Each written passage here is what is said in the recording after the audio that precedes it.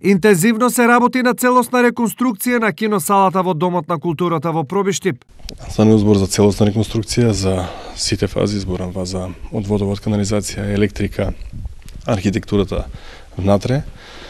И проект кој што јас се надевам дека ќе биде од огромно значење. Сум сигурен за граѓаните, но и проект со кој што ќе се гордееме, бидејќи навистина станува збор за еден преубав проект кој што општина Пробиштип за неколку месеци би требало да добие целосно нова реконструирана киносала. Доколку се одвива според планираното, реконструкцијата треба да заврши за околу 3 месеци. Овој простор повеќе од 10 години беше затворен и граѓаните на Пробиштип им беше ускратена можноста за филмски, театарски и друг вид на културни проекции овде. Наскоро, за не повеќе од 3 до 4 месеци, овде ќе бидат поставени седиштата, ќе биде наместена бината, која што ќе им овозможат на граѓаните повторно да уживаат во филмските проекции.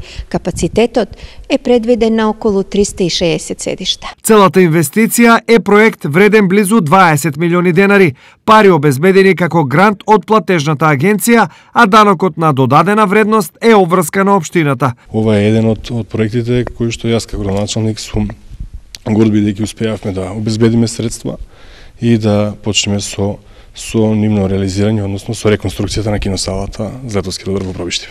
Со пуштањето на киносалата во употреба, Пробиштип ќе стане втората општина во регионот по македонска каменица која ќе добие современа сала за прикажување на филмови. Останатите општини во регионот за проекции користат алтернативни сали.